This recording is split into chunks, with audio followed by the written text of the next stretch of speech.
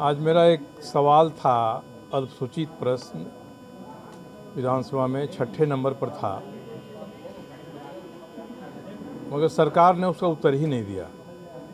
मैंने खड़ा होकर अध्यक्ष महोदय से कहा कि मेरे प्रश्नों का उत्तर स्वास्थ्य विभाग नहीं दे रहा है। मैंने यही पूछा था कि जब टेंडर करने के बाद सस्ते कीमत पर दवा का आदेश आपने दिया, उसको नहीं खरीदा और महंगे दर पर भारत सरकार की कंपनियों से खरीदा, इसके बारे में सवाल था। इसका जवाब नहीं दिया इन्होंने। इसके पहले मानसून सत्र में जुलाई में मैंने प्रश्न पूछा था कि कोविड में जो देनी थी सहायता राशि लोगों को मिली कि नहीं मिली। आज तक उसका जवाब नहीं मिला। विधानसभा सचिवालय ने 2 बार रिमाइंडर दिया है विभाग को कि सप्ताह भर के भीतर जवाब दीजिए। विभाग ने जवाब नहीं दिया है।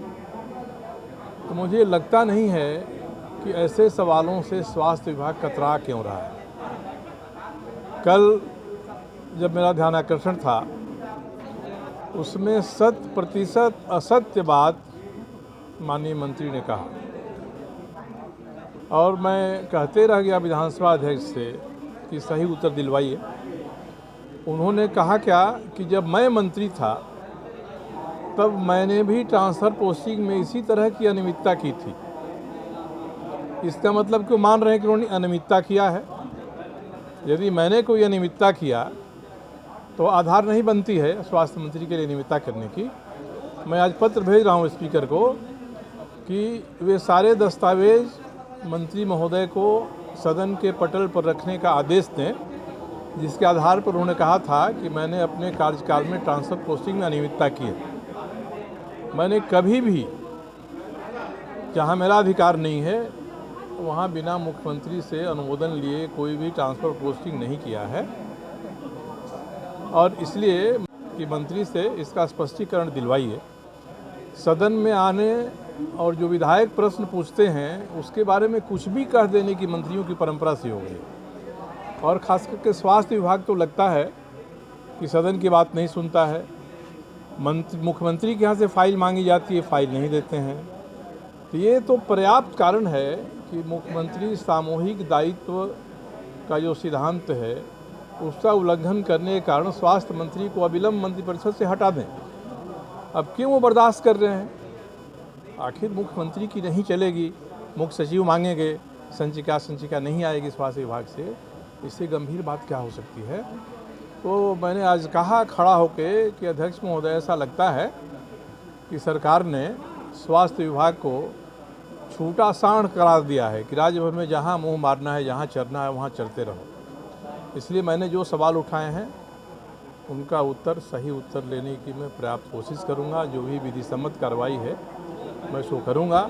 अभी मुझे सूचना मिली है कि आज जो मेरा सवाल था उसका जवाब मंत्री जी 21 तारीख को देना चाहते हैं, देंगे, उसका इंतज़ार कर रहे हैं।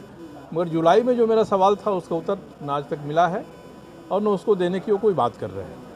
लगातार सर इस तरह की बातें आती रहती हैं। बैठक में आप लोग आज की सदन के भीतर व्यक्त करते हैं। अब तो यहाँ तक आसन पर ही आरोप लगा दे रहे हैं लोग, क्या पक्षपात कर रहे हैं। मगर आसन का दायित्व सदस्यों को संरक्षण देने का होता है, सरकार को नहीं। सदस्य को संरक्षण दीजिए कि सरकार से वो सही बात को गलवा सकें। इसमें कोताही हो रही है और मैं जब भी मिलता हूँ माननीय अध्यक्ष महोदय से मैं ये कहता हूँ कि आपको अपने इस दायित्व का पालन करना चाहिए।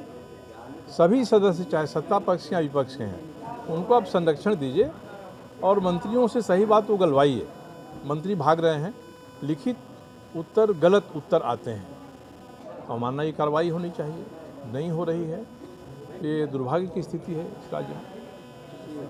माननीय सदस्य विरंची नारायण जी का एक सवाल था, मेरा भी एक सवाल था जो पीछे था। उत्तर सरकार सही नहीं दे पाई। अखबारों में भी छपा, कैबिनेट में निर्णय भी हुआ है कि सरकार जो लक्ष्य रखा है राजस्व वसूली का इस वर्ष 2500 करोड़ रुपया, उसी को घटा के 2000 करोड़ रुपया करना चाह रही है। मैंने पूछा, मंत्री ने कहा कि जानकारी नहीं है इसकी। और विरंची जी का सवाल, मेरा सवाल, बात एक ही आती है कि नीति कोई बने, अगर नीयत सही रहेगी तो नीति सही तरीके से लागू होगी।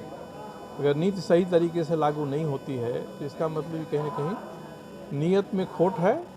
अगर प्राइवेट से आप होलोग्राम छपवा लेते हैं, साहब आप जिनको आपने प्लेसमेंट एजेंसी से रखा है बहाल करके शराब दुकान चलाने का, उनको आपने आज तक महीना नहीं दिया, दुकान का किराया नहीं दिया, ये सब कटौती होगी तब तो और घट के आ जाएगी कम राजस्व की वसूली। तो इसका नतीजा है कि सभी शराब का ज़्यादा दाम ले रहे हैं, शराब में पानी मिला रहे हैं और अब नीति बदलने का कोई अर्थ नहीं है, क्योंकि राज्यपाल महोदय ने कहा और साफ साफ तौर पे फाइल में मेंबर बोर्ड ऑफ रेवेन्यू ने लिखा। मेंबर ऑफ रेवेन्यू की बोर्ड अगर विभाग नहीं मानेगा तो ये सबसे बड़ी गलती विभाग की है। सर्वोच्च अधिकारी राजस्व परिषद के सदस्य होते हैं इस मामले में, इसलिए शराब के मामले में बिल्कुल सरकार की तरफ से जानबूझकर ऐसी स्थिति उत्पन्न की जा रही है कि राज्य में अराजकता की स्थिति पैदा हो। अब इससे किसको कितना नफ़ा हो रहा है इसके बारे में कोई आंकड़ा हमारे पास नहीं है, मगर जब सही जवाब सदन में नहीं आ रहा है तो इसका मतलब कि कहीं न कहीं अनियमितता है, घपला है, घोटाला है।